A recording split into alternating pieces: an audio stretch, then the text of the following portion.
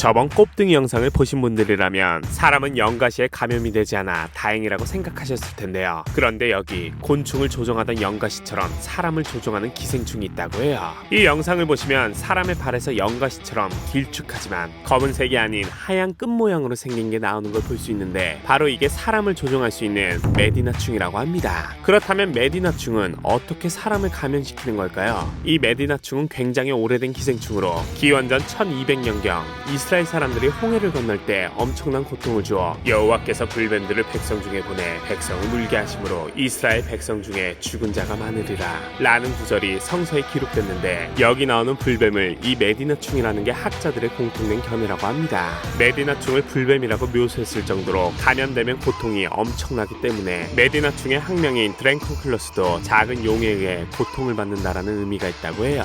아무튼 이렇게 무시무시한 메디나충은 주로 물을 통해 감염되는데, 깨끗한 물을 구하기 힘든 아프리카 일부 지역의 사람들은 별도의 정수 과정을 거치지 않고 강물을 바로 마시거나 목욕을 하는데 살기 위해 이 물을 이용하지만 이 물로 인해 어려움을 겪게 되는 것이죠. 일단 작은 갈고리 모양으로 생긴 메디나충의 유충들은 물속에서 살아가는데, 여기서 반전은 바로 물벼룩에게 먹힌다고 합니다. 뭐야? 잡아먹혔는데 어떻게 감염이 돼? 라고 생각하시겠지만 물벼룩 속에 들어간 메디나충은 알고 보면 물벼룩을 이용하는 똑똑한 녀석들로 마치 물벼룩을 살아있는 갑옷처럼 이용하는데요. 일단은 물벼룩의 몸속으로 들어가 자신의 신변을 확보한 뒤 물벼룩의 고환이나 난소를 뜯어먹으면서 자신의 몸집을 키우고 무럭무럭 자라난다고 해요. 그런데 여기서 놀라운 건 물벼룩들이 죽지 않고 물속을 떠다닌다는 것인데, 사람들이 이 물을 마시게 되면 메디나충에 감염되는 것이죠.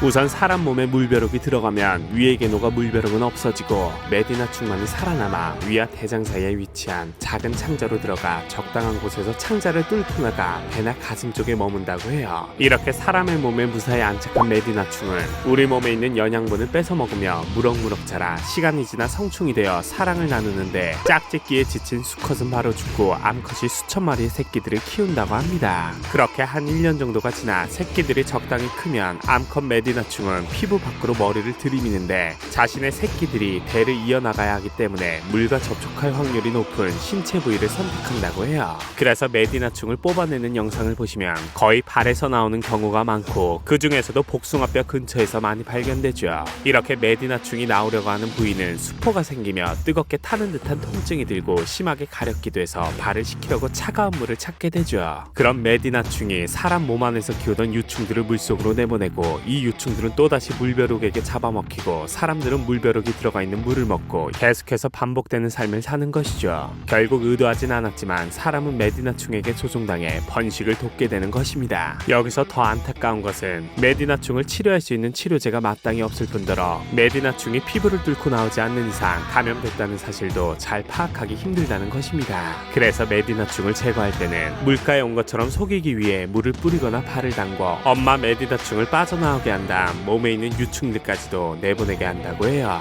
하지만 최대 60에서 100cm나 되는 엄청난 길이 때문에 빼내는 게 쉽지 않다고 하는데, 그래서 이런 막대기로 조심히 말아서 뽑는다고 해요. 그런데 이 과정은 몇 시간에서 몇 달까지도 걸릴 수 있으며 치료 과정에서 사람들은 엄청난 통증을 느낀다고 합니다. 그냥 한 번에 뽑아버리면 안 되나? 라고 생각할 수도 있는데, 억지로 뽑다가 중간에 끊어지기라도 하면 메디나충이 몸 안에서 썩으면서 더 심한 상처를 낼 수도 있다고 합니다. 그래도 다행인 것은 1986년만 해도 아시아와 아프리카에서 감염자만 무려 350만 명 정도였는데, 시대가 점점 발전하면서 안전한 물이 공급되고 위생교육이 확대되어 21년도에는 메디나충에 감염되는 사례가 전 세계에서 14건 정도밖에 나오지 않았다고 해요. 그래도 만약 오지를 탐험할 일이 있다면 꼭 주의하셔야 할 것 같습니다. 오늘은 사람에게 엄청난 고통을 줘서 기어코 물속에 들어가게 만드는 기생충 메디나충에 대해 알아보았습니다. 재밌게 보셨다면 구독과 좋아요 부탁드립니다.